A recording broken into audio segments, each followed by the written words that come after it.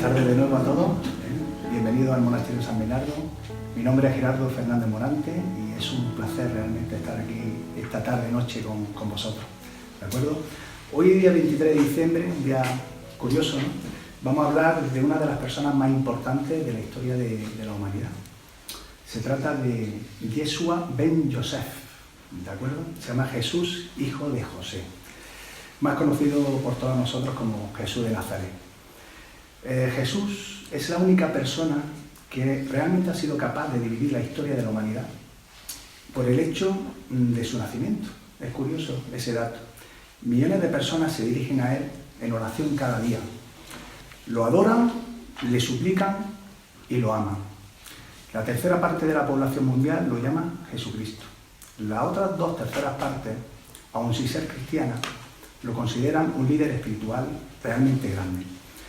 Creo que la figura de Jesús trasciende cualquier credo y cualquier creencia. Pero ¿quién fue realmente Jesús? ¿Qué sabemos del hombre Dios que cambió los puntos cardinales de la historia? ¿Los evangelios describen la verdad de Jesús? ¿Las fuentes históricas son fiables? ¿El nazareno fue un sabio? ¿O sin embargo fue un predicador exaltado por sus seguidores? ¿Merece ser llamado el Mesías? ¿Qué sabemos realmente de él? Pregunto yo, ¿quién eres? Yeshua ben Yosef. Me fascinan los desiertos, inmensas dunas de arena, la tierra hecha polvo dibujando paisajes de tremenda dureza, lugares donde el silencio duele, pero también donde el alma se encuentra a sí misma. El desierto es misterioso y a la vez es hermoso, ¿no? Es un lugar tan desolador. Se forjan los guerreros del desierto, los temibles Taurej, los únicos soldados que jamás han perdido una guerra. También pienso con nostalgia en aquel aviador perdido en el desierto del Sahara. En un insondable silencio conoce a un pequeño príncipe proveniente de otro planeta. Antoine de Saint-Exupéry lo describía magistralmente en su mejor obra, El Principito. Por alguna razón, este pequeño libro que tengo aquí siempre me acompaña, pero también, por alguna otra razón, la imagen de ese inteligente y hermoso niño me recuerda a Jesús. Siempre he pensado que en la inocencia de un niño está toda la sabiduría del universo. Hoy, tan cerca de la Navidad como estamos, ¿no?, hablaremos de ese niño, pero también hablaremos del joven y del hombre. Descubriremos la apasionante vida de un ser humano excepcional, un hombre convertido en Dios o un Dios convertido en hombre.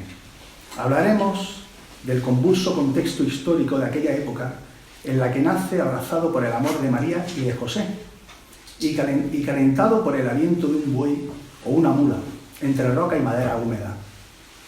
Los ponentes nos acercarán a la figura de Jesús desde su nacimiento hasta un instante antes de ser sumergido en la sagrada agua del río Jordán por su pariente Juan Bautista. En esta tertulia analizaremos la vida de Jesús de Nazaret, de ese hombre que nos invita a amarnos los unos al otro.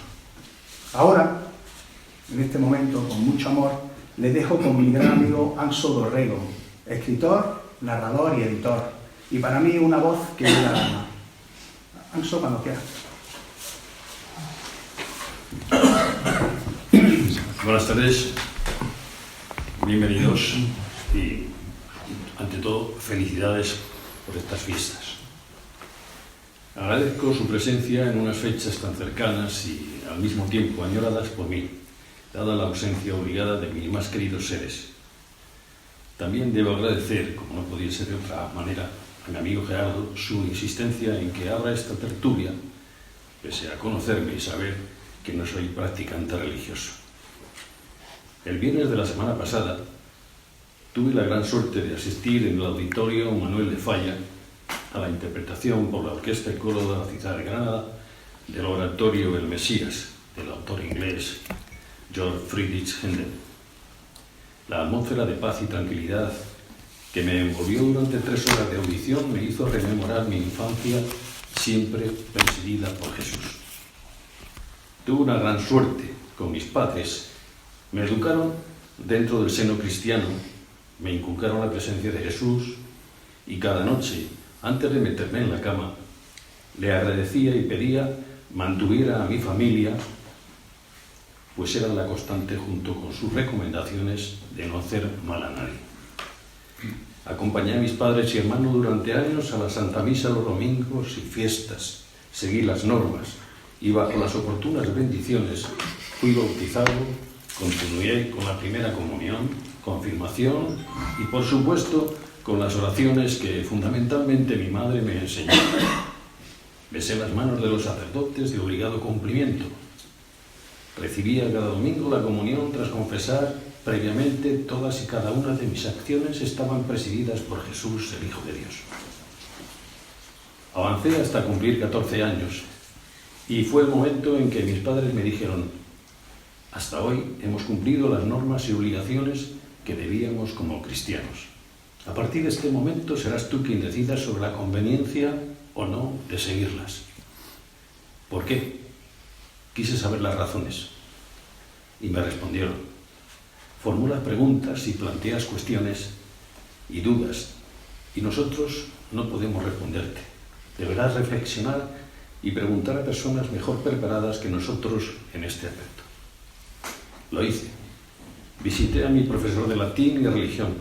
Sin embargo, sus respuestas no eran convincentes.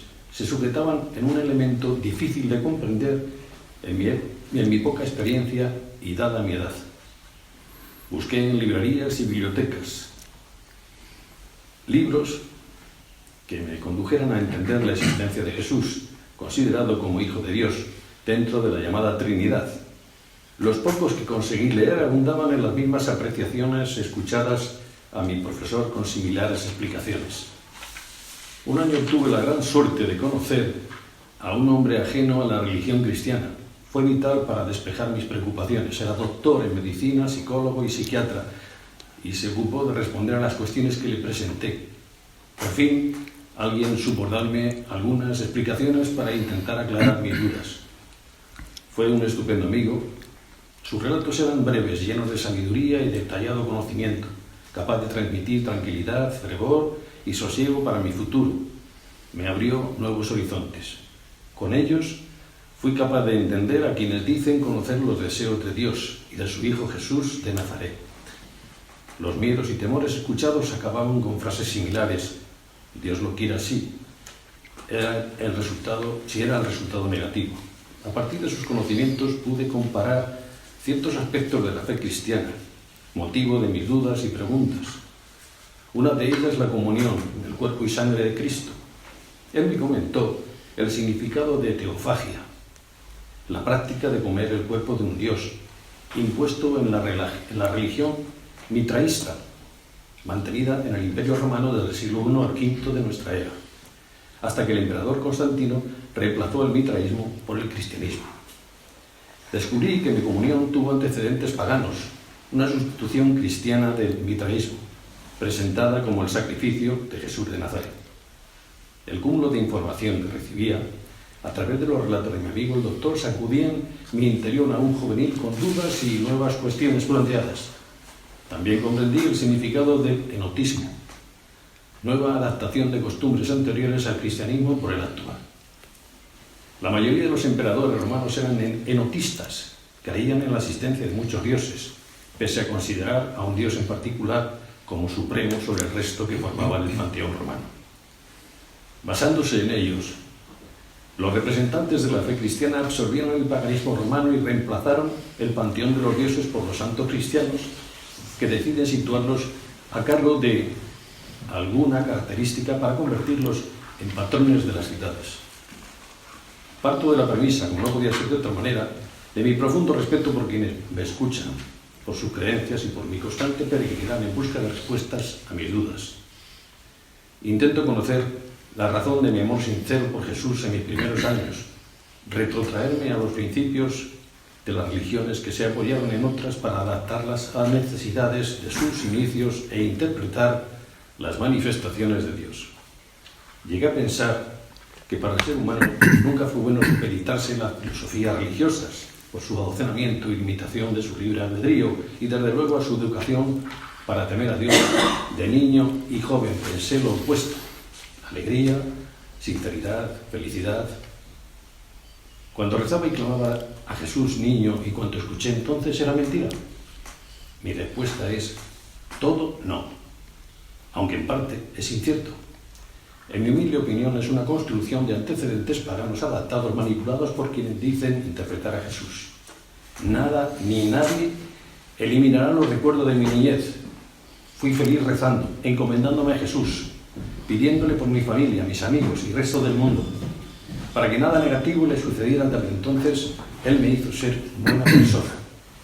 Hoy, en cuestiones intelectuales, sigo mi razón tan lejos como pueda llevarme. No pretendo que mis conclusiones sean ciertas. Mañana celebraremos el gran nacimiento de Jesús y las gentes se prepararán para lograr la creencia de que nos conducirá a la paz. Y ahora, gracias por escucharme estos minutos y van a disculparme mi atrevimiento por poner esta grabación.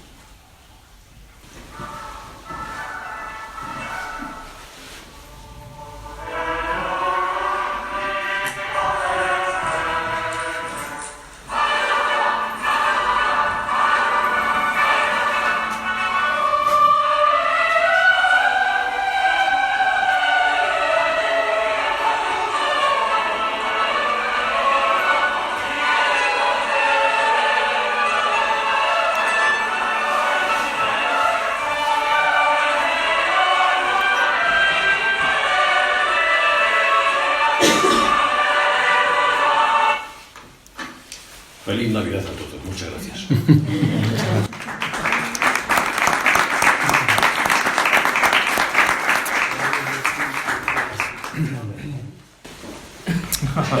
Bueno, continuamos. Solo deciros que una de las personas que cantaba eso está aquí, en la segunda fila. Yo disfruté enormemente. Pertenecía al coro. Que quien estaba envuelto por aquel, por era algo prodigioso. Ya están en el cielo. Las cantidades de coros que había. 257 personas. Más el coro. Sí, más el coro. Maravilloso. ¡Qué suerte! Bueno, continuamos. Aquí a mi derecha tengo a Andoni Martínez del Collado, licenciado en Historia del Arte por la Universidad de Oviedo. Actualmente es el secretario de la asociación Ars Conditus, asociación cultural que trabaja, entre otras cosas, para que esta noche estemos aquí. Andoni, muchísimas gracias por estar aquí, por compartir tu tiempo con nosotros, con esta tertulia. Ni que sean muchas más. Y bienvenido, muchísimas gracias. Te voy a preguntar directamente, ¿quién es Jesús? Pues empieza bien la pregunta, ¿no? Sí. La pregunta fundamental, ¿no? Podemos empezar por pensar cada uno, ya que soy historiador del arte, en la imagen que tenemos de Jesús. Cada uno que pienso Jesús, ahora qué imagen tengo de él. Bueno, eso es para que nos respondamos cada uno a nosotros, ¿no? Pero claro, yo tengo que decir la mía personal, ¿no? La que más va con, digamos, la que más me afecta a mí, ¿no? Voy a empezar por lo que cada español y concretamente más todavía en Andalucía se ve como la imagen de Jesús. Pues la imagen de Jesús es un hombre sacrificado, un hombre sufriente y doliente, ¿verdad? Es la imagen artística que llevamos siglos con ella en la cabeza. Bueno, empezamos por ahí, por también intentar entender qué es lo que tenemos como imagen. La imagen es mucho más potente que una palabra. Eso creo que todo el mundo lo tiene en la cabeza, ¿no? y se da cuenta de ello. Pero claro, a la pregunta de quién es Jesús no puedo responder solo con eso, sino que voy a responder un poco a nivel personal, pero también a nivel, ¿cómo decirlo?, cosmopolita, porque al final cuando decimos Jesús y Jesús de Nazaret estamos hablando de una persona universal. No es lo mismo que hablar de algo más local, ¿no? Millones de personas tienen una imagen de él, tienen una idea de él. Y yo creo que sí, casi todos vamos a coincidir, y ahí vemos que otras religiones también coinciden, en la idea de profeta. Yo creo que eso es lo fundamental, porque algunos pues a lo mejor no coinciden en la idea de Mesías. Sí coinciden en la idea de Mesías, pero no la idea de Mesías que tenía, por ejemplo, los hebreos, y que nosotros hemos tomado un poco de ellos en la cultura occidental, ¿no? ¿Por qué? Porque, aunque nos parezca mentira, Ciro, el gran Ciro, Ciro el Grande, que era pagano, es llamado por Dios, pues también le llama el Salvador, el Mesías. Entonces, tiene muchas connotaciones ese significado, pero fundamentalmente quiero hacer hincapié en esa idea de profeta y la idea de Jesús como un profeta que no es más que la encarnación de una palabra. Yo quiero definirlo mínimamente, ya dejo paso a otros, porque si no, bueno, pueden imaginarse, esto da, puedo seguir hablando y hablando. Pero sí quiero definir el profeta mínimamente. Una definición que me gusta mucho, que Chesterton yo creo un poco la comparte, bueno, no sé exactamente, no me acuerdo dónde he leído todo esto, claro, pero sí que quiero decir que el profeta no es más que una persona que conoce muy bien su pasado. Imaginaos en Jesús de Nazaret, que se proclama el gran hijo del hombre, aunque luego todo el mundo le va a llamar Hijo de Dios. Ese Hijo del Hombre, ese Hijo de Dios que conoce desde el principio de la creación, ¿no? Que se remonta a ese pasado, conoce muy bien el pasado. ¿Para qué? Para vivir su presente. No para vivir en el futuro, ni para vivir en ese pasado, sino para vivir un presente, hacer vida de ese pasado y, eso sí, mirando hacia el futuro. Porque ya conoce qué va a pasar en el futuro. ¿Cómo lo conoce? Estudiando bien ese pasado, conociendo bien su pasado, igual que nosotros nos conocemos a nosotros mismos, conociendo nuestro pasado. Cuanto más conozcamos nuestro pasado, mejor nos vamos a conocer, más conscientes somos.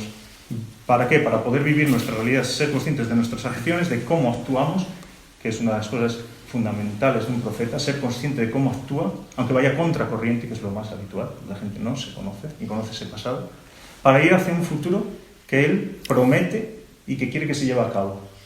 Y aunque haga falta, como le puede pasar a la mayoría de los profetas, ser apedreado y acabar muriendo, sacrificándose, que eso es otro de los del cristianismo, en pos de ese gran futuro, ¿no? Yo creo que eso Jesús lo cumplió a la perfección, ¿no? Y bueno, con esto ya no quiero dar más datos. Sí, muchas gracias. Aquí a mi lado tengo a Javier Escribano, granadino de cuna, aunque ha pasado muchos años de su vida en la capital del estado, en Madrid. Se formó en los maristas y los salesianos de Granada. Estudió la carrera de Derecho en la Universidad de Granada, especializándote en Derecho Fiscal. Se trasladó a Madrid en tiempos de la transición, donde ha permanecido casi 4 décadas. Una vez jubilado, ha regresado a Granada la Bella, como diría el gran Ángel Ganivet. Está vinculado a la comunidad cristiana y es voluntario de la Orden Hospitalaria. Es un apasionado de la teología, de la antropología y de la historia. Muchas gracias, Javier, por estar aquí. Bienvenido. Muy buenas noches a todos y espero que saquemos algo de fruto de todo esto. De eso se trata. Quería hacerte la misma pregunta. ¿Quién es Jesús? Bueno, yo tengo que advertiros a todos vosotros de que hablo por mí, pero sobre todo hablo por un colectivo que lleva 100 años trabajando en todo esto y que han seguido un poco el trabajo de un filósofo y persona de bien austriaco que se llama Rudolf Steiner, fundador de la antroposofía. Entonces, bueno, yo voy a hablar un poco de la visión cristológica que tiene él. En principio tenemos que diferenciar claramente Jesús de Cristo. Yo creo que básicamente también lo ha dicho. Jesús es un ser humano de altísimo nivel, pero un ser humano nacido en el seno de una familia, de José y de María, y en él van a bajar las fuerzas del Cristo cósmico, del Logo solar, para hacer una labor que se considera es la más importante de la humanidad. Es decir, es el gozne histórico en el cual la humanidad ha cambiado completamente un proceso que iba descendente hacia un proceso ascendente. Entonces, centrémonos en la figura ya de Jesús de Nazaret. Ya con calma veremos si es histórico, no lo es, etc. Pero en principio es un judío, nace, esto está toda la ciencia historiográfica de acuerdo de que nace un poquito antes del tiempo que se sabe, que el tiempo que se sabe lo decretó así un monje del siglo VI, aproximadamente puede citarse unos 6-7 años antes. en época de final del reinado del rey Herodes en Galilea, y de la estirpe de David. No tenemos certeza en absoluto de cuál es su genealogía, porque tenemos dos genealogías completamente diferentes. Tenemos la genealogía de Lucas, que nos lleva de abajo hacia arriba y que empieza por José y sigue para arriba, remontándose hasta llegar a los primitivos, o sea, a Adán, y finalmente a Dios. Y tenemos la genealogía de Mateo, que es justamente la contraria, o sea, surge de arriba y va bajando, descendiendo, pero no tiene nada que ver, no son las mismas personas, son personas diferentes. Entonces, que es histórico, nadie lo discute ya. Es decir, yo he buscado por ahí gente que niegue su historicidad, es decir, que no existiera, que fuera un mito, como en los mitos de la Grecia clásica. No es, nadie lo mantiene esto, porque existen múltiples elementos que atestiguan, a pesar de que no existen fuentes ni romanas, ni griegas, helenísticas, que digan que efectivamente existió. O sea, el gran historiador de la época, que es Flavio Josefo, pues no lo menciona. Pero entrando más, ¿quién es como figura? Yo diría, y aquí ya me apunto yo mi opinión personal, que es como un culmen del desarrollo evolutivo del ser humano. Es decir, estamos hablando de un ser humano que ha llegado a un altísimo nivel y que por lo tanto va a poder encarnar en él la figura espiritual del Logo Solar, o sea, del Cristo, tal y como los griegos definen al Cristo, que es una figura, es una palabra griega. No me quiero extender mucho más, porque si no... No, y tocaremos pues, varias cosas de las que has comentado a lo largo de la tertulia. Muchísimas gracias. Nada. Aquí a mi lado tengo a María Isabel Alférez, nacida en Almería. Sí. Es licenciada en Humanidades y máster en Comunicación, Promoción y Animación a la Lectura por la Universidad de Almería. Me llamó la atención ese máster. Está bien, no lo conocía. Era compartido con la Universidad de Extremadura. Ha sido colaboradora en el Grupo de Investigación Educación Literaria de la Universidad de Almería y ha participado en la edición de la revista Gaceta de Antropología de la Universidad de Granada. Actualmente trabaja en la Administración de la Junta de Andalucía, labor que compagina con su interés por la educación, la literatura, la historia y también la historia de las religiones. Bienvenida, muchas gracias por estar aquí. Pues, es un placer conocerte y... Encantada de poder aportar un mínimo, no sé si sabré o no comunicarlo, pero bueno, empezando por la pregunta que haces. Sí, la pregunta es la misma para los cuatro. Pero falta una cosa importante, Maribel es colaboradora del monasterio. También, yo soy colaboradora de todo. Colaboradora, claro. También, bueno, la verdad es que me acogen muchas cosas, no solo me acogen muy bien. Por cierto, yo... la hemos obligado. Ya no sí, está obligada. Sí. Pero sí es verdad que me siento muy cómoda en el monasterio y por eso repito, eso sí es cierto. Pues en respuesta a tu pregunta, y a nivel muy personal quizá, me gustaría decir o hacer un breve apunte, así muy breve, en torno a Jesús, pues indicar que desde una perspectiva muy interior quizá, me llama la atención o yo diría que fue una persona de un corazón atento, en el sentido de que lo tenía orientado a Dios. Y luego quizá me pueda extender un poquito más en ese bosquejo que intento hacer, ¿no? Pero sí que tenía un sentido de la escucha quizá muy particular, o una percepción muy afinada, diría. Eso en cuanto a su interioridad, desde mi punto de vista. Si tengo en cuenta el contexto histórico, pues lo considero un personaje que en ese momento que le tocó vivir, pues alzó una voz contra la tiranía y en defensa de la dignidad humana. Eso para mí creo que fue lo más llamativo.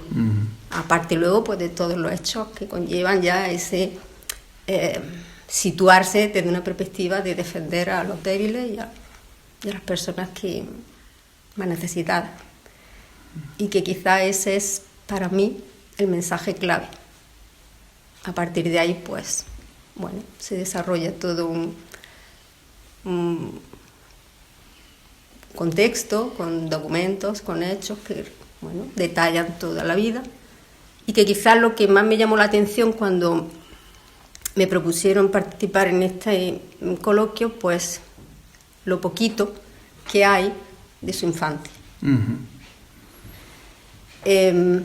Y un poco regresando a la idea que lanzó Andoni de la imagen, ¿no?, que tenemos de Jesús, pues yo un poco así intentando pensar en qué imagen de mi niñez retenía mi memoria de Jesús, pues básicamente era una ilustración que no sé dónde, no recuerdo dónde la vi, y era la imagen de Jesús niño con su padre en la carpintería. Eso siempre me acompañaba a mí cuando pensaba en Jesús. Y básicamente, pues, eso es lo que retengo, más que la imagen del crucificado, para mí. Me gusta pensar en esa imagen. Quizás por el tema de la educación, por los niños, por la infancia, porque me gusta. Y nada más, de momento, pues eso me gustaría decir. Muy bien, muchas gracias. Aquí a mi izquierda tenemos a Javier Castillo Jubete. Nace en Vitoria hace 49 años. Por motivos laborales de sus padres se trasladan a la capital nazarí. Cuando él es solo un niño, ¿no? Permanece aquí desde entonces, ¿no? Estudió comercio exterior y transporte. Actualmente trabaja como gestor comercial en una importante multinacional suiza. Es un apasionado de la Semana Santa, me consta. Como costalero y capataz, entre profundas saetas y estrechas callejuelas, sabe el significado de cargar entre sus hombros la imagen de Jesús, que es importante. Su vocación de servicio a los demás le empujó hace varios años a emprender la labor de catequista para jóvenes de 9 a 14 años en la parroquia de Juan María de Diney, ahí en el Ceidín, ¿verdad? Ceidín, correcto. Pues muchas gracias por estar aquí, bienvenido. Es un placer. Muchas gracias por invitarme. Intentaré aportar algún granito de arena. Seguro que sí, seguro. Pues la misma pregunta para los cuatro. ¿Quién es Jesús? Hombre, ser ya el cuarto, yo creo que está casi todo dicho, pero siguiendo un poco lo que ha dicho Andoni, en vez de una imagen de Jesús, vamos a poner cada uno una palabra de Jesús en nuestra cabeza. Si estamos aquí más o menos 25 personas, calculo, 25 o 30, seguro que sacaríamos 25 o 30 palabras distintas. Podríamos decir que es el Creador, el Salvador, el Hijo de Dios, el Hijo del Hombre, el pan de vida. Hay muchas palabras que seguro que a cada uno nos vendría en la cabeza. Pero si yo tengo que poner personalmente quién es, creo que va variando según la edad, según el estado de ánimo, según la vivencia que tengas. Ahora, por ejemplo, me viene a la cabeza que Jesús es ese niño que va a nacer mañana. Nació hace 2000 años, pero vuelve a nacer mañana en todos los hogares, en todos los corazones y en todas las personas. Y como definición yo pondría esa definición que viene en Esdras. Jesucristo es el camino y también Jesucristo es la esperanza, esa esperanza que estamos tan necesitados hoy en día. Muy bien, muchísimas gracias. Gracias. Vivimos en tiempos de zozobra para el saber. Los niveles de ignorancia y de desconocimiento van en aumento en materias que forman parte de nuestra cultura. Las humanidades son menospreciadas por muchos. También lo es la historia de las religiones. Nos guste o no nos guste, o le guste a quien le guste, el cristianismo es parte de nuestra historia. Maribel, ¿hablar de Jesús es necesario? Yo creo que hablar de Jesús es necesario desde ese punto. Bueno, cada uno evidentemente va a argumentar por qué desde su punto de vista. Yo lo argumento desde ese mensaje que lanzó al mundo de que hay que amar al prójimo como, ¿no?, a lo mismo. Entonces yo siempre me planteo, el prójimo sí, pero que el prójimo, ¿quién es el próximo? O sea, el más cercano, el que es como tú, el que tiene tu misma religión, el que tú sabes cómo se puede manejar, entre comillas. Por eso mi interés en el diálogo interreligioso y la historia de las religiones, porque creo que hay que hablar de Jesús, pero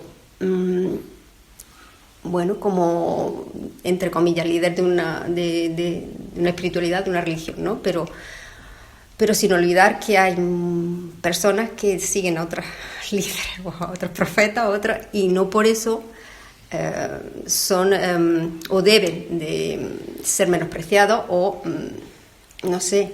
O no entendido. O no entendido. Entonces, yo como creo que hablar de Jesús me da una comprensión de pues de una espiritualidad para mí, pues hablar de otro también me da el conocimiento intelectual, entre comillas, porque hay un conocimiento que yo entiendo que es un conocimiento interior, no comunicable muchas veces, no se puede decir exactamente qué es lo que sabe, pero que sí que hablar de religiones pues te acerca a ese prójimo y lejano.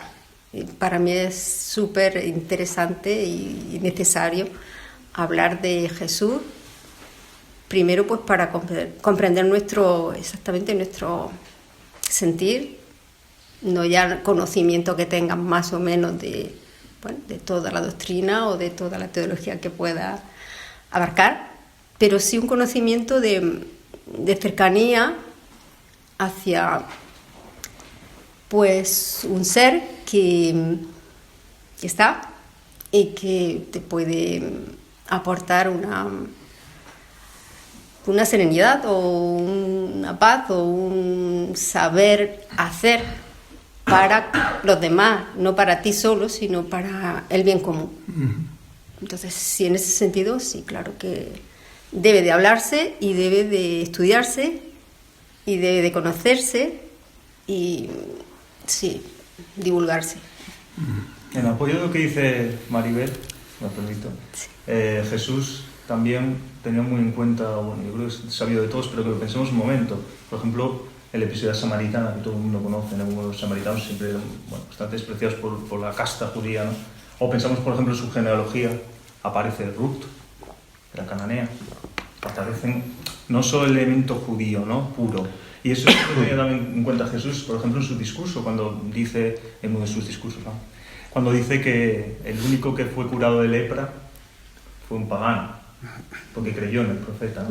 Es decir, lo que ella estaba hablando, la figura de Jesús también lo representa, ¿no? Esa idea de interculturalidad,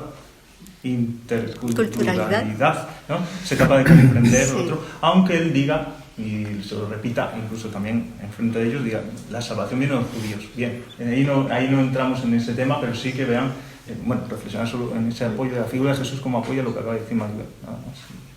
Muy bien. A colación de lo que decía antes Javier, hablábamos, ¿existió Jesús realmente? ¿O sin embargo fue un personaje de ficción? En virtud de las fuentes históricas que tenemos, ¿podemos dar credibilidad a lo que decían los historiadores como Tácito o Flavio Josefo? Pues verás, nos encontramos con un dilema. Efectivamente, los romanos eran sumamente puntillosos en el tema histórico. Es decir, sabemos muchísimo de muchas cosas. Y es muy curioso que no sabemos nada, por ejemplo, de la personalidad de Jesús de Nazaret, ni de su momento estelar, o sea, el momento que causó un impacto tremendo, que fue el juicio ante Pilatos, la crucifixión, previamente los azotes y finalmente la resurrección. Esto que debió de llamar mucho la atención, como fue, por ejemplo, los fenómenos naturales que se cuentan por parte de varios de los evangelistas, de que hubo un terremoto, de que hubo un eclipse de sol, etc., debió de recogerse. Bueno, no aparece en el historiador judeo-romano Flavio Josefo, que sin embargo recoge muchísimas otras cosas. Entonces, ¿qué es lo que dice la historiografía moderna y la teología moderna? Bueno, lo que dicen básicamente es que han hecho un análisis de los textos. Yo tengo aquí un Nuevo Testamento, pero podemos charlarlo, en el cual se han invertido, diríamos, los evangelios. Siempre hemos hablado de Mateo, Marcos, Lucas y Juan, en el sentido de que ese era el orden cronológico.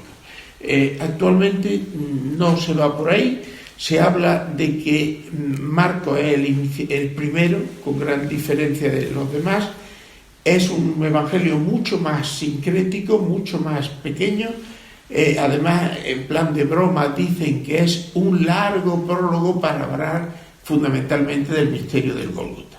O sea, el misterio del Gólgota es lo que realmente le interesa, y lo que hay antes del misterio del Gólgota, o sea, la Semana Santa, es lo que realmente le interesa a Marcos. Y lo demás es un pequeño prólogo. Interesantísimo, el que no menciona para nada, como tú bien has dicho, la juventud y la niñez, ni el nacimiento. O sea, él empieza en el bautizo lo mismo que hace Juan. Bien, entonces eso ya se han puesto prácticamente todos de acuerdo. Y la mayor parte de los historiadores y de los teólogos en este momento, católicos por supuesto y también protestantes, hablan de una cosa que quizá os sonará, que es la famosa fuente Q. Sí. ¿Os suena? Hablaremos después también. Bueno, pues la fuente Q, si vamos a hablar luego, Sí. no la menciono. Entonces ya está. Bueno, pues entonces, en esencia, ¿por qué es y cuál es el argumento fundamental por el cual decimos que Jesús fue un ser real? Pues señores, porque nadie se echa piedra sobre su propio tejado. Es decir, realmente leído esto por una persona que no tenga ningún tipo de conocimiento teológico para nada, ni fe ni nada, podemos traer aquí pues un señor seguidor de Lao Tse, esto es el testimonio de un fracaso. Es decir, un señor que pretendía instaurar un nuevo reino, decía a sus seguidores que iba a volver pronto, estuvieron esperándole desesperadamente, malinterpretaron sus palabras, fue condenado injustamente porque no había cometido ninguno de sus delitos y lo condenan a uno de los sacrificios más crueles y más terribles que había. La resurrección no la admiten la gente, intentan, o sea, diríamos, ¿por qué unos señores se basaban en él como Mesías, ojo al parche, lo tienen de esta manera tan poco gloriosa? Entendámonos y no me malinterpretéis, por favor. Pues porque es real, porque es verdad, porque lo que cuentan es verdad. O sea, tiene una base real. Si no, no lo dirían.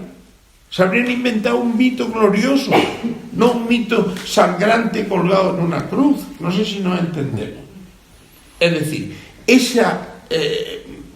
enfocar un asunto al absurdo es lo que lleva a los historiadores, a los teólogos modernos, a decir que claramente Jesús de Nazaret existió y que lo que él pretendía no fue interpretado hasta bastante después.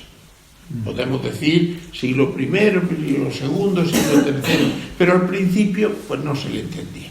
No me quiero extender mucho más porque si no... Ya tiene tema. Hay tema. De hecho, los judíos esperaban a un Mesías conquistador, un liberador. Y es como ha dicho, si vamos a buscar un personaje de ficción, entre comillas, vamos a hacer un superhéroe. Claro. Entonces, claro, hay profecías, hay ritos, hay cantos, porque los judíos esperan a Jesucristo durante más de 1000 años, están esperando. Entonces, viene una persona totalmente distinta a lo que esperaban. Esa es la mayor prueba de que efectivamente existió. De hecho, el 99% de los expertos, de los estudiosos, dicen que es real su existencia. Yo una pregunta que le quiero hacer a Andoni como historiador del arte: ¿por qué crees que hay tan pocos restos arqueológicos? El director de la revista Arqueología, Nacho Ares, dice que solamente que él crea real en la Sábana Santa de Turín. ¿Qué podría decir sobre eso? Bueno, yo la verdad que sé poco sobre arqueología, a pesar de ser historiador del arte, pues no conozco mucho el tema. Pero bueno, sí sé, pues eso, que hay muy pocas evidencias arqueológicas, incluso históricas podemos decir, pero bueno, hay otras cosas, quiero decir, han comentado ya alguna, pero otra cosa que me llama la atención de los evangelios es que se percibe claramente la tradición oral. Eso es fundamental, la tradición oral es una de las pruebas magníficas que hay, porque sí, es verdad que en la tradición oral pueden volver, pero se basa en un impacto, ¿no? Cuando uno expresa algo es porque ha recibido ese impacto, que eso es vamos a decir, el acontecimiento histórico que realiza, pues, por ejemplo, un saqueo de una ciudad se va a producir y de ahí salen unos cantos, sale lo que sea, ¿no? Pues Juan histórico como Cid, en España nos lleva a cantar por toda España ciertas proezas, ciertas que son propias y personales de allí, ¿no? Y otra evidencia histórica, me parece, es que concuerda perfectamente con su momento histórico.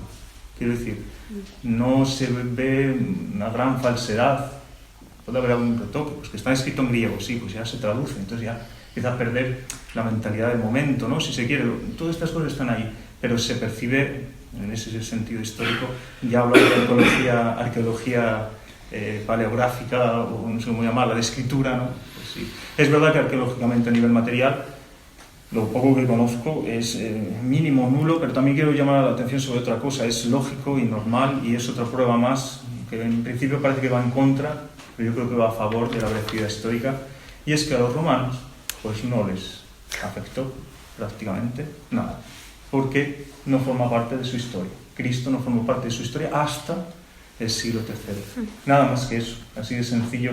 Lógicamente ellos no van a hablar de un Cristo que primero lo van a aceptar cuando ya llega la idea, ¿no? Ya casi más la idea de Cristo, lo van a aceptar como un Dios más, eso para empezar.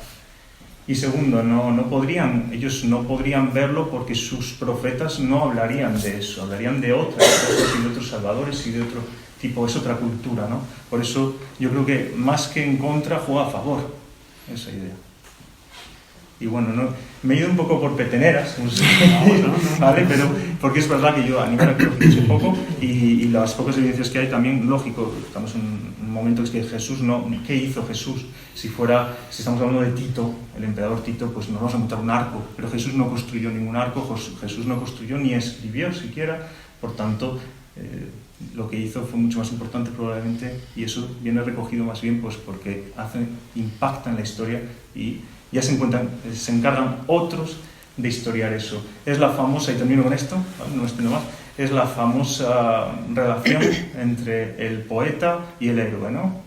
El héroe es un hombre activo, no se para cantar, necesita hacer. Y viene luego el poeta, el reflexivo, que ha visto eso y lo canta, y digamos que también ese canto produce al héroe. Y viceversa. ¿Se entiende, no? Ese canto cruza el héroe oye el canto y quiere imitarlo, y así constantemente con esto. Muchas gracias. Qué forma más bella de explicarlo. Javier, ¿cómo le explica a tu alumno qué es la Navidad?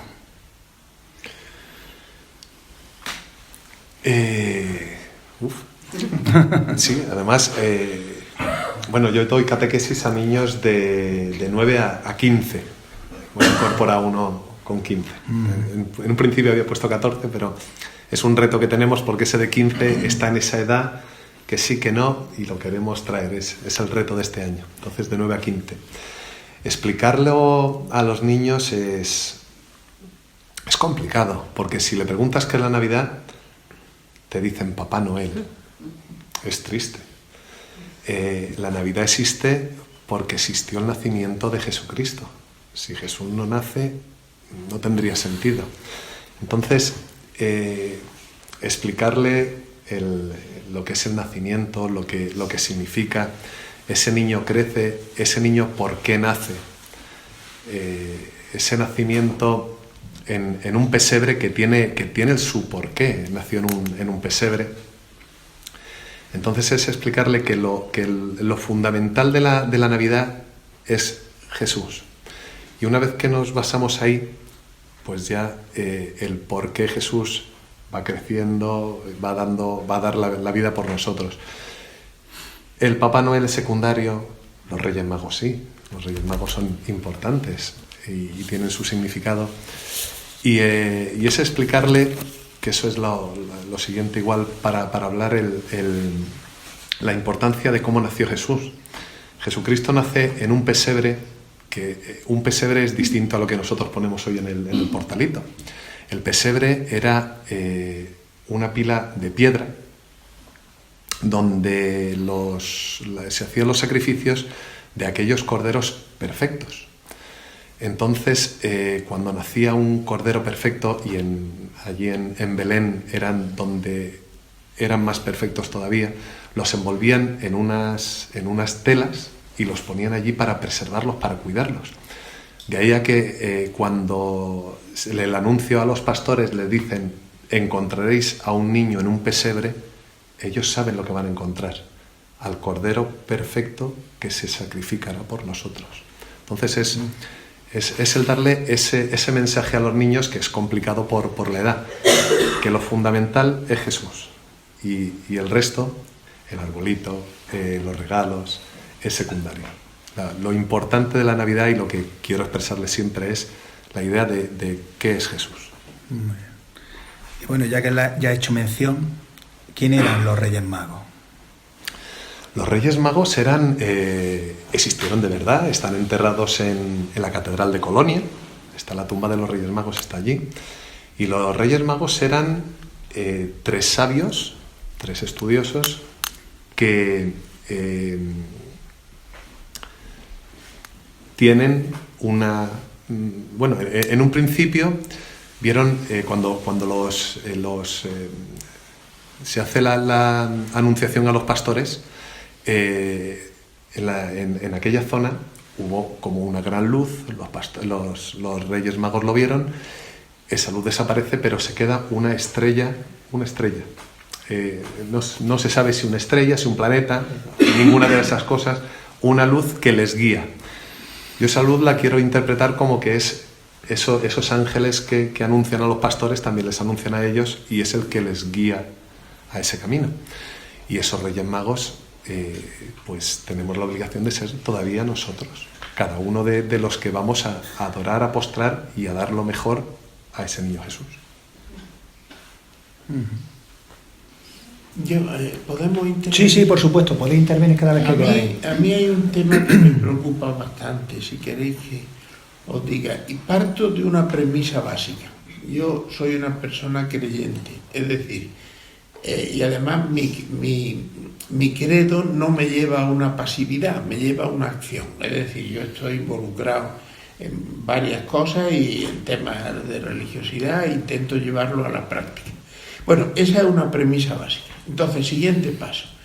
Durante muchísimos años yo fui completamente agnóstico, es decir, exactamente en tu caso. ¿Y por qué? Pues porque muchas de las historias que se nos contaban en los maristas y en los salesianos no tenían ningún fundamento.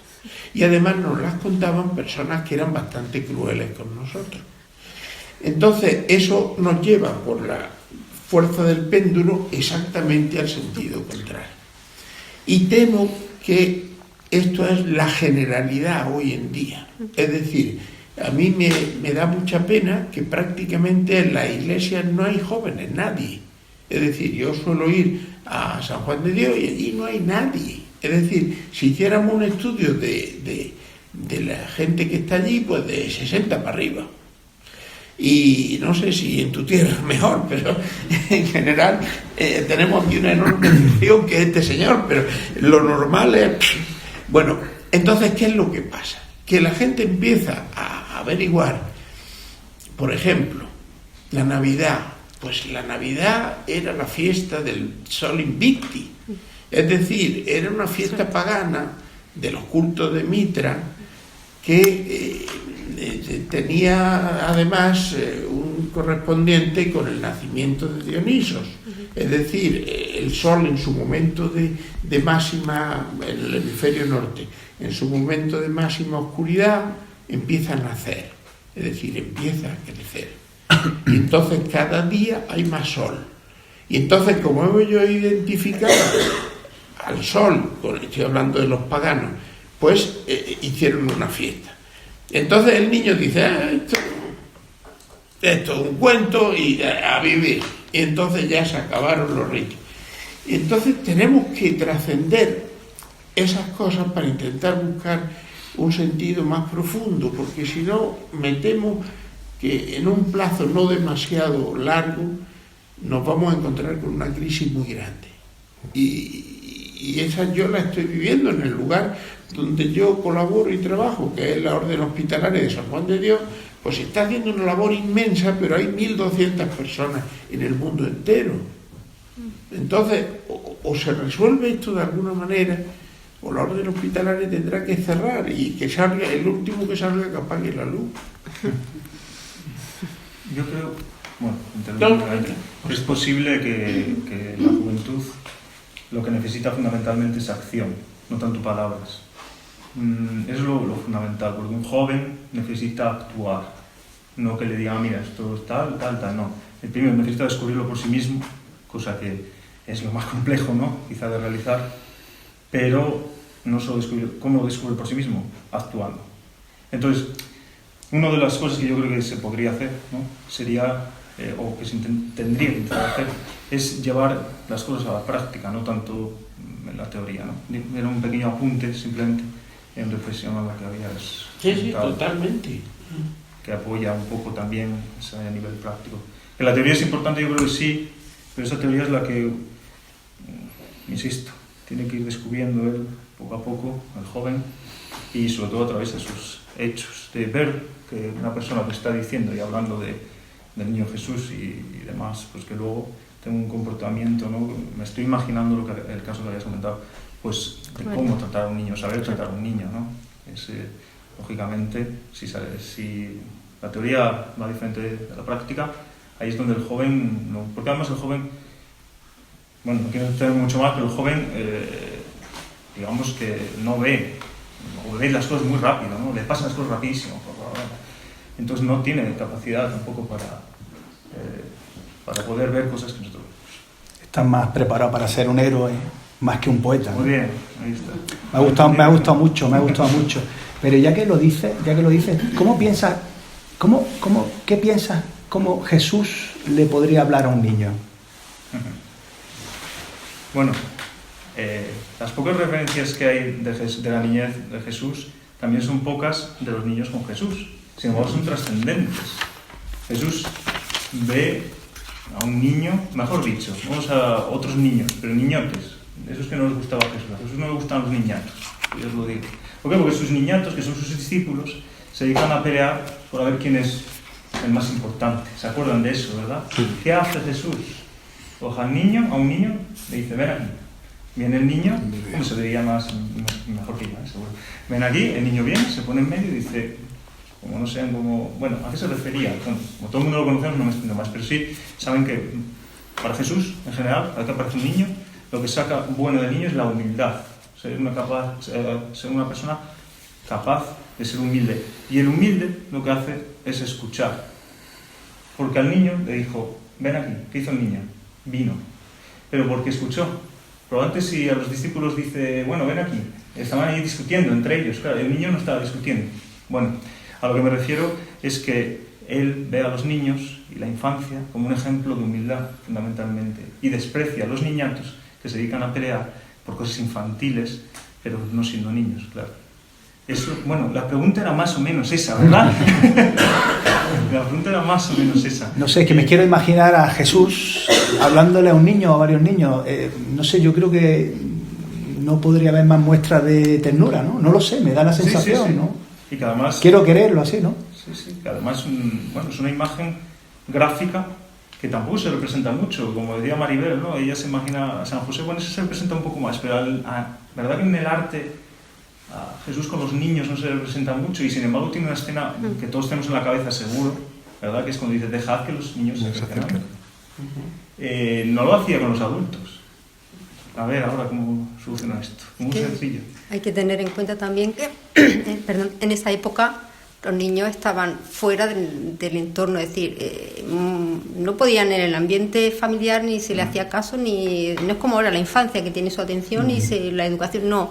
El niño era poco menos que, bueno, pues algo que tenía que crecer y para la espera era que se hiciese adulto para como fuerza de trabajo o para ayudar y demás, pero como infancia no está contenida en su mente adulta, o sea, los adultos como nosotros pensamos ahora de la infancia, con lo cual es muy significativo que claro, el maestro ya que se llama después, pues en ese momento atienda a los niños, es decir, nadie le hace caso a los niños, él sí, porque ve en la forma de ser, de comportarse de un niño, la esencia, digamos, de lo humano que tenemos al nacer y que quizá, como no atendemos debidamente la palabra, pues nos desviamos del camino. Es decir, nacemos con una esencia que, llámale bondad, llámale como quiera, inocencia, llámale humildad, porque lo tenemos. Yo creo que nacemos con eso y es un don que tenemos,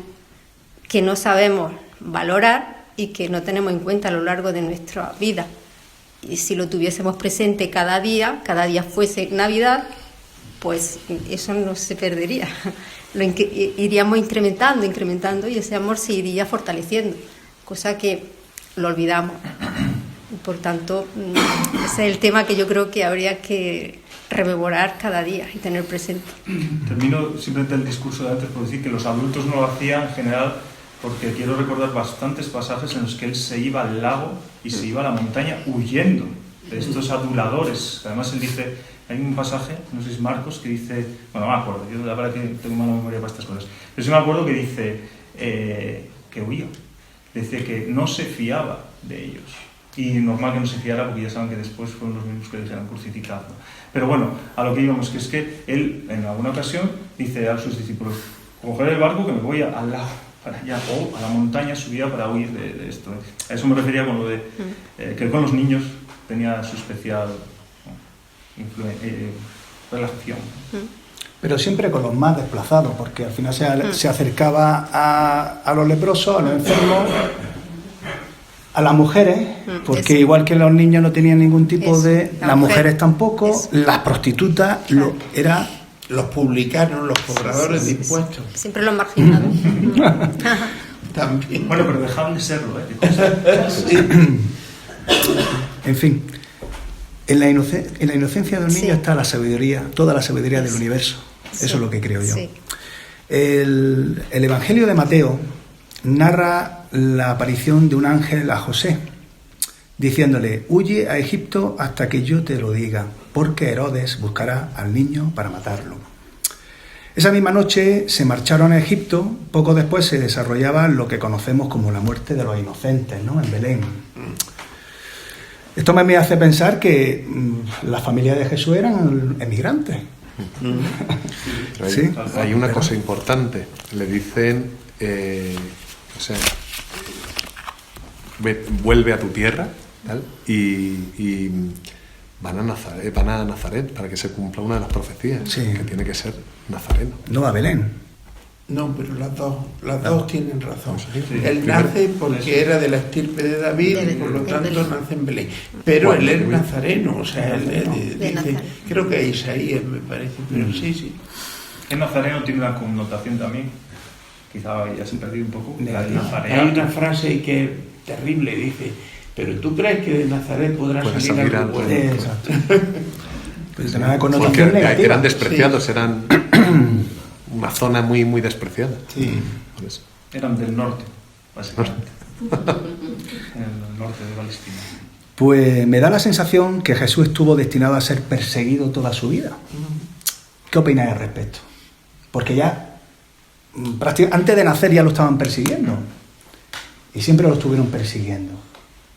Sí, bueno, como ha hablado de la migración, pues por poner otro caso, primero van a Egipto, si lo sabemos, Egipto, van a Belén. Bueno, tienen que volver a Belén por el edicto para empadronarse allí, de allí tienen que marchar otra vez, bueno, es un constante ir y venir. Pero se van a Galilea, ¿no? No se quedan en Judea por miedo a represalia del hijo de Herodes, ¿no? Sí. Y una vez ya en su vida pública, vuelve a huir de varios sitios donde sabe que Por eso siempre está huyendo. Yo la sensación de Jesús es una huida continua, ¿no? Sí.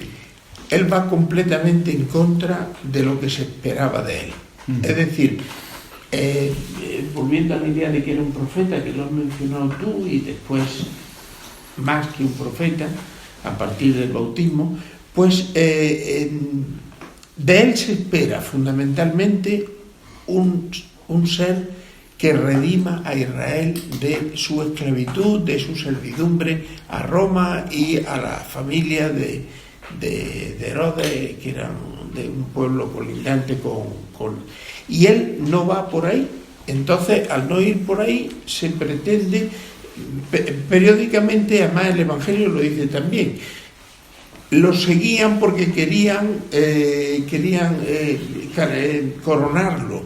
Entonces él huía, lo que tú dices, él huía cada vez que le viene esa tentación del pueblo que querían coronarlo para que se levantara. Muchas veces lo querían coronar para que les diese de comer, Sí. para que les curase a los enfermos, pero no exactamente por una razón más allá, ¿no? Sí, bueno, lo que querían era que los defendiera contra Eso es. Pero él habla de un reino que no es de este mundo, pero habla de ese reino y está mencionando el reino que ha de venir es la buena nueva y lo menciona continuamente. Es decir, él es el avanzadilla de un reino. Es decir, ahora, ¿de qué se trata de ese reino? Pues yo creo que es algo interior y que cada uno lo tenemos que buscar, ¿no? Ese es el elemento central. Porque un reino político y demás, pues no es el tema. Yo, cuando tú puedas, pero con calma y tranquilidad, tengo aquí una pequeña cosa que me gustaría muchísimo leeros. Por supuesto. Pero para mí es la esencia del misterio de la personalidad que estamos hablando, hecha por el evangelista que más se acerca, pues está representado por un águila porque se eleva mucho y puede mirar al sol como hacen las águilas, o sea, es Juan.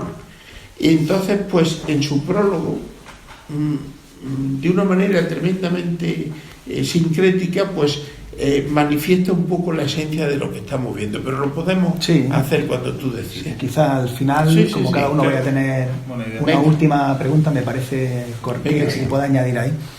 Estamos hablando por encima de todo esto. ¿La vuelta de Jesús significa la liberación definitiva del pueblo de Israel? Eso en realidad puede significar que es el comienzo de la iglesia primitiva. No sé si sabéis dónde quiero llegar. No estamos hablando del siglo IV, ni estamos hablando o los primeros cristianos, sino esa vuelta de Jesús cuando es un niño. Eso crea los primeros cimientos de la iglesia primitiva. ¿Cómo lo ves? Claro, al contrario de lo que esperaba el pueblo de Israel, que lo hemos hablado por encima. Pero ¿qué quieres decir con la vuelta de Jesús? Cuando Jesús con sus padres vuelven de Egipto, del templo. De Egipto. Ya. Vale. Ya. No sé si esa vuelta significa eso. No sé, a mí me da la sensación que eso tiene una connotación. Yo creo que ahí hay un pasaje, que creo que es Mateo, que lo relaciona con una profecía anterior. Y que si queréis porque decía, la profecía era, de Egipto traje a mi hijo o algo así, pero puedo daros la referencia más o menos exacta. Bien, si queréis. Yo, por poner un pequeño apunte, no parece que eso lo tenía un poco en la cabeza, no olvidemos que el profeta como tal no solo cumple una palabra, como diríamos, bueno, yo estoy viendo esto y tengo que hacer esto. No, la idea de acción símbolo es fundamental, si no, no podemos entender nada. ¿Qué pasa? Que eso es lo difícil de entender. Pero todos los profetas a lo largo de la historia, sobre todo en Israel, los profetas de Israel se ve, pues por ejemplo hay un profeta que se pone un yugo delante del rey. El rey se queda como diciendo, ¿y este hombre que hace con un yugo en la...? ¿No? Eso es como una locura, ¿no? Pero eso es un mensaje muy gráfico. Jesús hace lo mismo, hace mensajes gráficos.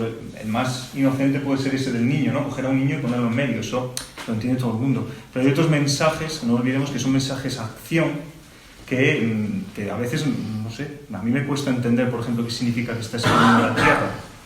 Él se pone a escribir en la tierra, eso no es que dijo, bueno, no, los profetas suelen pensar muy bien las acciones que hacen. Ahora, no nos lo desvelan, eso tenemos que desvelarlo nosotros, ¿no? Eso es lo que suele hacer un profeta. Entonces, partiendo de esto, ¿no? Toda la vida de Jesús se puede o habría que ver esa fase simbólica un poco, ¿no? Porque sí, podemos mirar en las escrituras, ver el profeta tal cual, pero el hecho ya, por ejemplo, a nivel del pueblo. En el pueblo hebreo sabemos que viene de Egipto, ¿no? Estuvo mucho tiempo en Egipto, por supuesto recibió en su religiosidad muchas claves de la religiosidad egipcia, ¿no? Muchas influencias. Lo mismo estamos pensando que Jesús va a criarse en un país extranjero, un hebreo que se cría en un país extranjero. Eso tuvo que influenciarle mucho, por eso simplemente que lo tengamos un poco en cuenta, y también que cuando ellos hacen una acción, cuando un profeta hace una acción, no es lo que vemos sin más, sino que siempre suele haber algo detrás. ¿No? ¿Lo ha encontrado? Sí. Bueno, es que Mateo, que diríamos el segundo, se refiere continuamente a elementos que están ligados a la relación entre Jesús de Nazaret y el Antiguo Testamento. O sea, para él es fundamental que en la persona de Jesús se han cumplido los elementos que hacen de él un Mesías. Entonces, continuamente nos está haciendo el puente entre los dos. Entonces, por ejemplo, la huida a Egipto. Pues en la huida a Egipto dice: luego que marcharon, un ángel del Señor se apareció en sueño a José y le dijo: levántate, toma contigo al niño y a su madre y huye a Egipto, y estaré allí hasta que yo te diga, porque Herodes va a buscar al niño para matarle. Se levantó, tomó al niño y a su madre de noche y marchó a Egipto y estuvo allí hasta la muerte de Herodes. Ojo, para que se cumpliera lo que dijo el Señor al profeta: de Egipto llamé a mi hijo. Osías 11:1. Matanza de los inocentes, exactamente lo mismo. Entonces Herodes, viendo que había sido burlado por los magos, se encolerizó sobremanera y mandó matar a todos los niños que había en Belén, y en sus términos, de 2 años para abajo, según el tiempo que había averiguado de los magos. Entonces se cumplió lo dicho por el profeta Jeremías: una voz se oye en Ramá, llanto y lamento grande, Raquel que llora a sus hijos y no quiere consolarse, porque ya no existen. Jeremías 31:15. Esa profecía, Y así esa profecía fue 6 siglos antes de que Sí, se claro. produjera. Entonces, para él es muy importante que en la figura de Jesús se está Se cumplen cumpliendo todas las profecías. una historia que está desde Abraham. Es decir, desde Abraham hay una continuación de un pueblo elegido para que nazca Jesús de Nazaret. Porque ese es el culmen. Y para que venga el Cristo en ese Jesús de Nazaret. Otra profecía que se cumple, la de "y tú, Belén, tierra de Judá, no eres la más pequeña, Sí. ya que de ti saldrá el guiador del pueblo de Israel". Sí, sí. También. Bueno, Hay varias profecías. Lo vais a ver continuamente. Muchas Cosas profecías que para ni, cumplir. ni Marcos ni Lucas. Lucas va por otro camino. Y Juan es totalmente diferente. Juan no tiene nada que ver. Es un ser que se eleva a la altura, que mira a Dios directamente cara a cara y que habla pues de teología. Y también a él no le importa la vida del niño. A él le importa desde el momento del bautizo. A partir de ahí empieza la vida pública y a partir de ahí empieza él. ¿Cómo pensáis que fue Jesús de niño? En el pasaje bíblico, el niño perdido en el templo. Muy malo. Los niños más malos son después los más sabios. Se nos habla de un niño prodigio, ¿no? ¿Era si realmente era un niño prodigio? No sé, estamos especulando. Quizás nos podamos basar también en los apócrifos, ¿no? Para entender un poco la infancia de Jesús. Bueno, estamos abiertos a cualquier cosa. En aquella época se dejaba, o sea, mucho la educación era familiar, era en casa, los padres.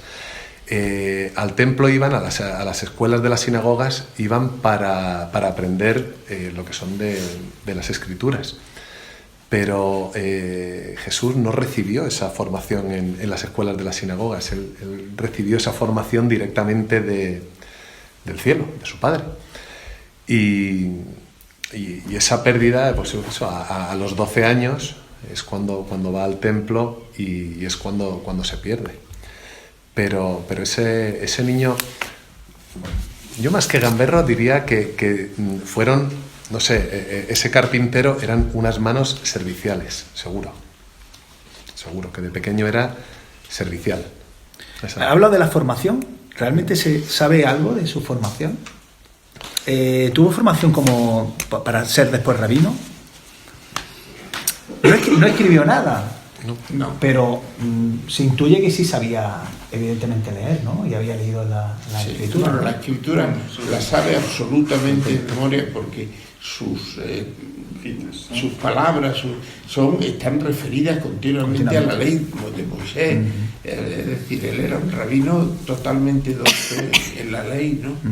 Yo creo, Sí, creo que se percibe un poco en los evangelios. Vamos, lo que me ha parecido ver en los evangelios, una evolución, pues un poco, empieza un poco a ser bastante canónico dentro de lo que cabe, y eso que siguiendo a Juan el Bautista, pues no es muy canónico, pero por ejemplo, iba a predicar ¿a dónde? A las sinagogas. Se ve, ¿no? Es más, el inicio de su ministerio es decir, esto se va a cumplir, lo dice en la sinagoga.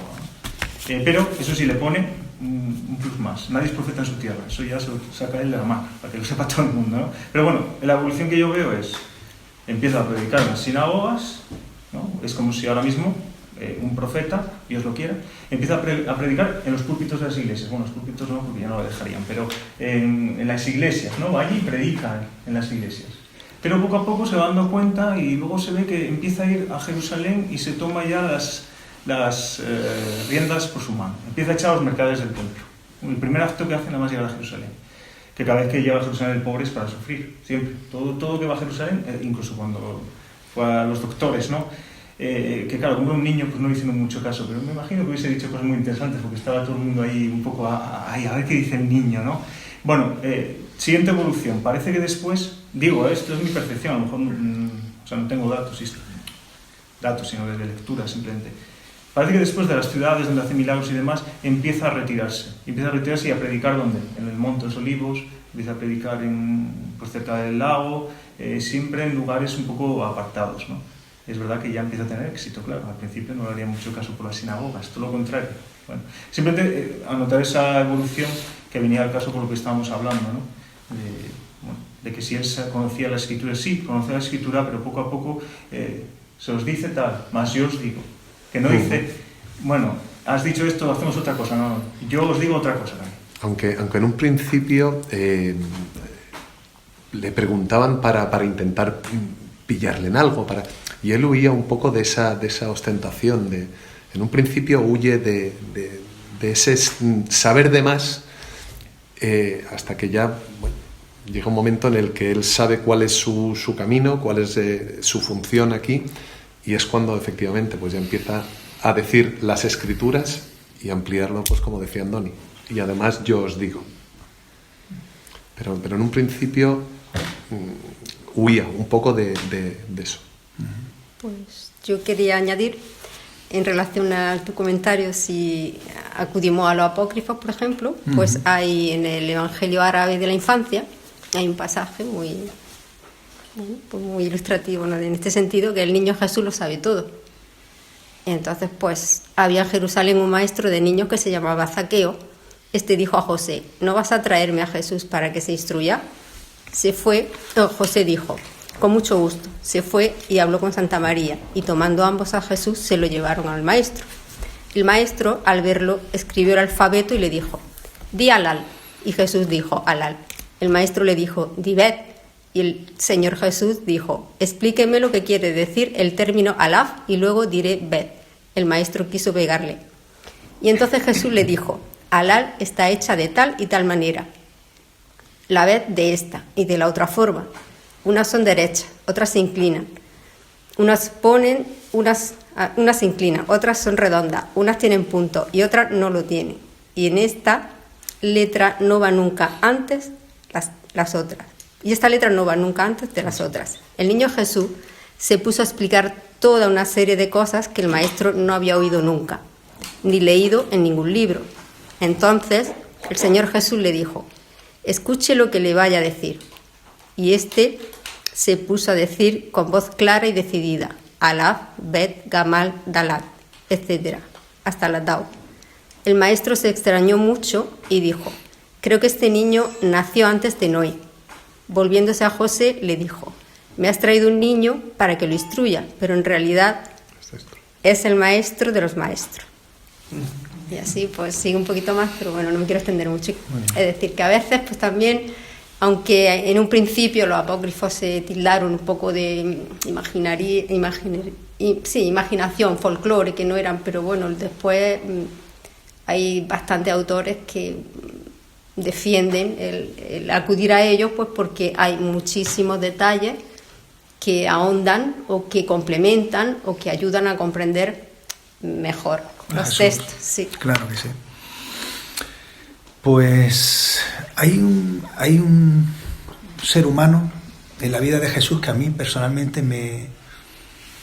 me conmueve y me hace pensar mucho, y es la figura de su madre. ¿Qué podéis decirme de María? ¿Y qué relación tenía Jesús con María? Yo creo que se puede decir poco. Ese es mi pensamiento. Creo que se puede decir muy poco con los datos que hay. Eso es fundamental. Que, sin embargo, se puede decir a nivel histórico como figura muchísimo, ¿no? Pero a nivel de evangelio canónico, poco podemos decir. Y lo poco que podemos decir son 4 palabras, ni siquiera actos prácticamente.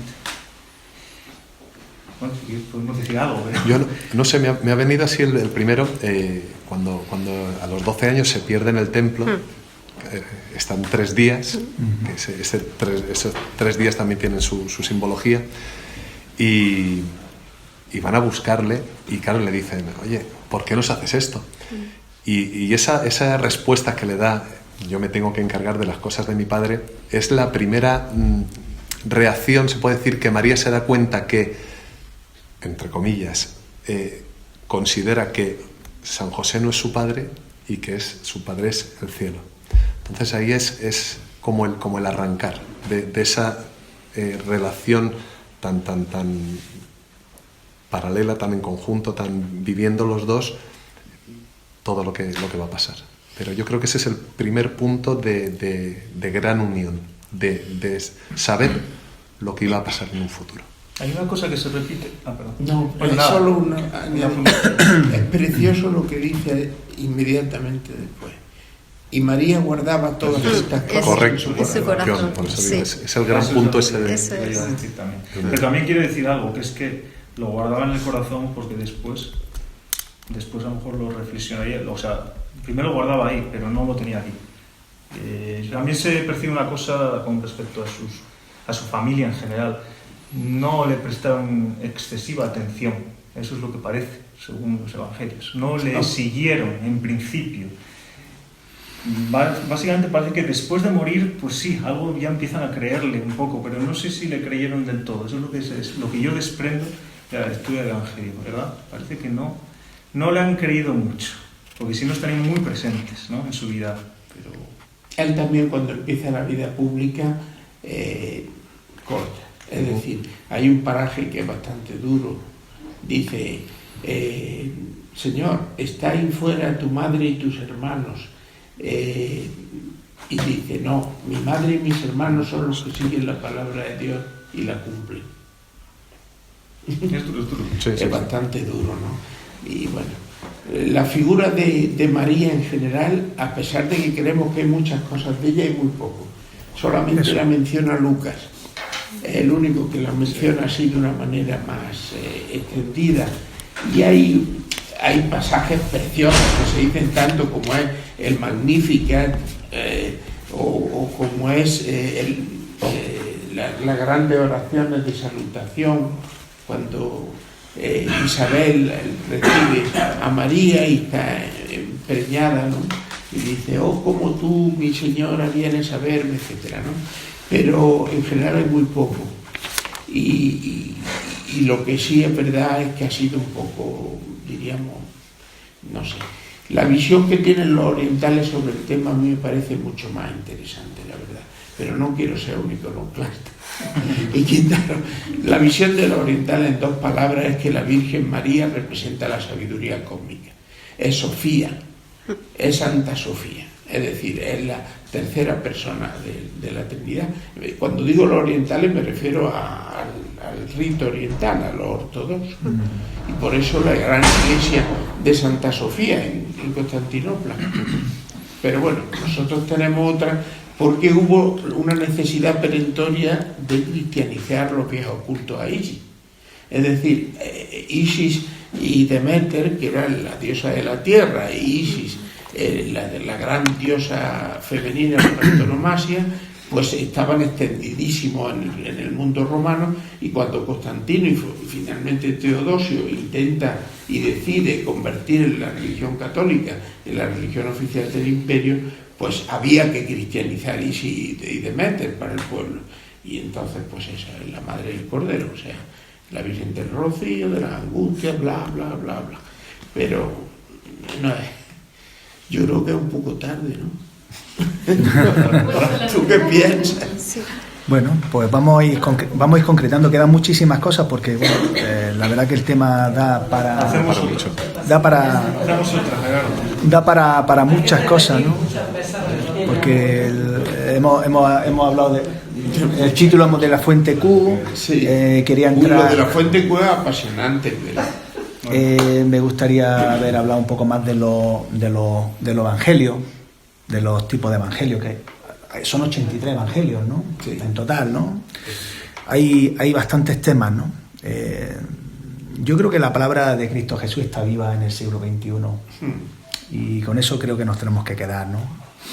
Para terminar, Jesús, ¿qué tiene de hombre y qué tiene de Dios?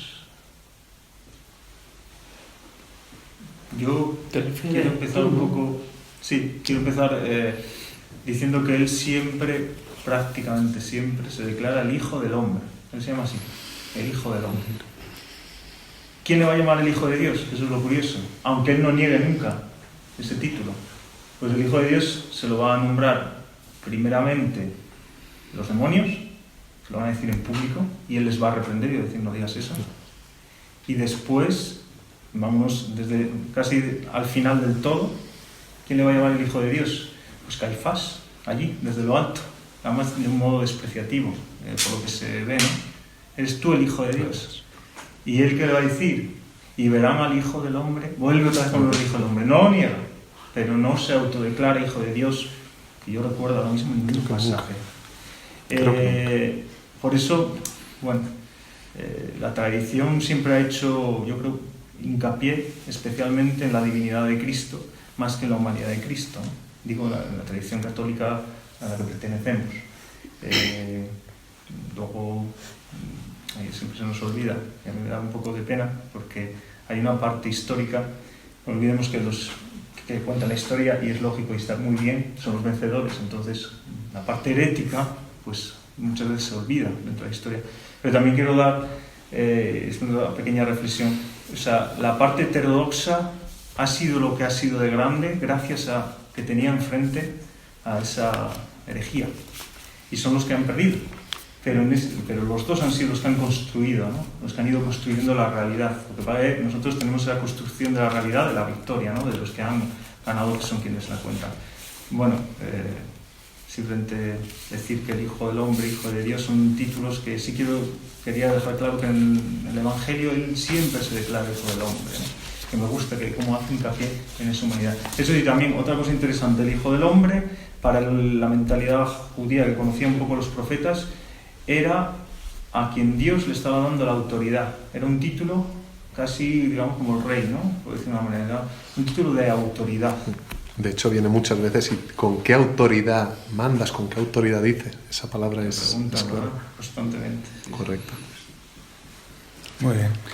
Pues mira, la primera pregunta que os hice a los 4 era ¿quién era Jesús? ¿O quién es Jesús? Ahora termino. ¿Cómo es vuestro Jesús? A cada uno de vosotros. ¿Cómo es vuestro Jesús? ¿Cómo vivís vosotros a Jesús? Aunque tú ya, en tu respuesta anterior, ya habías hablado un poco de tu experiencia personal, pero... Bueno, sí, yo solamente añadir, porque voy a retomar la pregunta anterior, Sí. tuya, ¿qué tiene de hombre, qué tiene de Dios? Ajá. Y para terminar, diré que para mí de hombre tiene la duda y de Dios la certeza. Qué bonito. Sí. Y creo que con eso Qué bonito. es mi Jesús. Muy bien, pues has respondido muy bien, por supuesto que sí. Yo, como continuación a esa introducción, Jesús es el camino. Jesús es el camino de la alegría, de la certeza, de la felicidad, de cuando tienes una duda, ¿qué haría Él? Eso es lo correcto. Jesús es La respuesta. la respuesta. Jesús es la respuesta a todo. Complicado, pero ¿O ha cambiado la vida? Realmente Jesús. Sí, Yo- sí. Ahí quiero llegar yo. Sí, ¿Quién es sí, vuestro cambia. Jesús? Sí. Es lo que yo quería decir. claro. Para mí era un cambio de vida, o sea, bueno, más que un cambio de vida, yo creo que es algo progresivo, ¿no? Bueno, depende, cada uno lo decide de una manera. Pero sí que, o sea, mi respuesta a aquella pregunta que era para los 4 era que es un estilo de vida, o sea, es una persona, para mí es una persona histórica, una persona, bueno, me da igual que sea histórico, una persona que me ha cambiado la vida, o sea, que como hay otras, pero en este caso pues a lo mejor de mayor trascendencia, pero no deja de ser una persona que hace que mi vida vaya un poco y se me entienda bien en comunión, en común unión con Él, ¿no? A nivel cósmico o a nivel, como quieran llamarlo, pero en común unión con su existencia finita, si se quiere, o infinita, pero en común unión con Él. Eso es mi idea, ¿no? Unirme con Él en esa vía, en ese camino. Bueno, decía, intentando ser lo más sintético posible. ¿Qué tiene de hombre? Pues Jesús de Nazaret para mí es un hombre. Es un hombre de altísimo nivel evolutivo, diríamos lo más excelso que se puede llegar dentro de la definición de ser humano, pero es un hombre. ¿Y qué tiene de Dios? Pues que en él baja una divinidad, es decir, baja en él el Cristo solar, o sea, un ser espiritual, y por eso se forma la figura de Jesucristo. Esto es lo que ha pensado la gnosis de siempre, o sea, la rama gnóstica del cristianismo pues ha pensado esto. Lo que pasa es que fueron muy perseguidos, quemados muchísimas veces y tal, han reproducido otras veces, pero bueno, ahora afortunadamente no nos queman, pero esta es la situación. Bueno, esta es básicamente la idea. ¿Y qué es para mí? Pues es Cristo, o sea, ese ser solar que encarna en la Tierra, pues es la base fundamental de la regeneración de la humanidad. Y entonces es la esencia que va a permitir que la humanidad evolucione hacia arriba y podamos acercarnos a nuestro destino, a nuestra evolución personal. Así lo siente. Sí, sí. ¿Algo que añadir? Pues... ¿Te parece que cerremos con una Sí, pequeña sí, oración? vamos a retomar eso que has comentado antes. Bueno, a ver qué os parece. Va a ser breve. En el principio era el Verbo, y el Verbo era con Dios, y el Verbo era un ser divino. Esto era en el principio con Dios.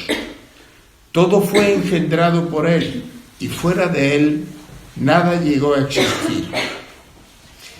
Lo que fue engendrado, en Él estaba la vida, y la vida era la luz de los hombres, y la luz resplandece en la oscuridad, y la oscuridad no la acogió. Fue engendrado un ser humano enviado de Dios, su nombre Juan. Este vino para dar un testimonio, para que atestiguara de la luz, para que todos creyeran por él.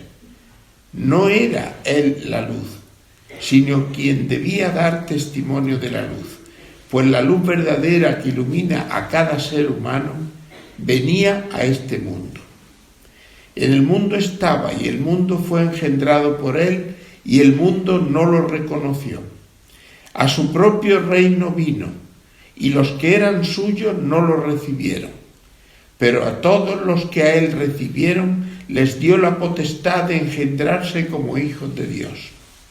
A los que creen en su nombre, ellos no han nacido desde la sangre, ni desde la voluntad de la carne, ni desde la voluntad de varón, sino desde Dios.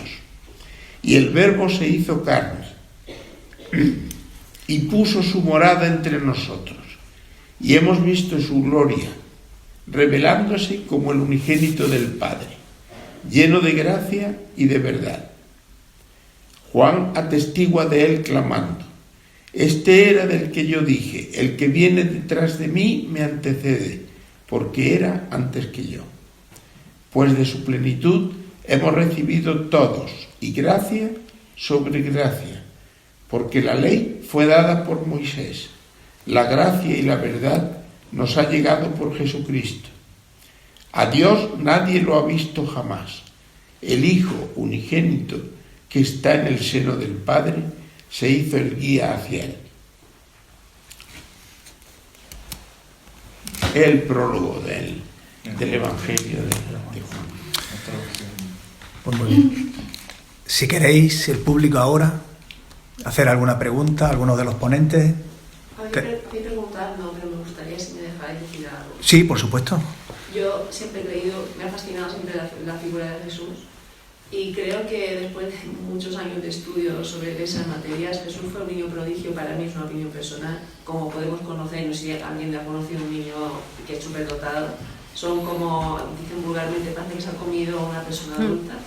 Entonces me pareció, creo que fue un niño superdotado, que tuvo una educación tal vez mistérica, con sabiduría y trabajo. María y José, no se sabrá, yo creo que nunca sabremos realmente quiénes eran esas figuras, que las Sagradas Escrituras no son como las leemos literales, hay que leer entre líneas porque nos da un mensaje. Dejó una cosa muy importante, que la semilla del logos, de la palabra, que cada uno la ha interpretado de muchas maneras, pero tiene un secreto, que es el crecimiento personal. Y estoy con su teoría perfectamente de que él había llegado a una evolución espiritual y de conocimiento interior que cualquier persona no llega. Era un gurú. Si de hecho haces un curso de crecimiento personal con gente muy reputada, lo primero que te enseñan es a no tener ira, a no ser envidioso, a perdonar al prójimo, a querer al prójimo, a cuidarte, a estar en soledad, sobre todo, para conocerte a ti mismo y alcanzar un nivel de estado con uno mismo perfecto, buscando la perfección en nosotros mismos. Entonces creo que Jesús dejó esa pullita, esa semilla la dejó, y está ahí en todas las Escrituras.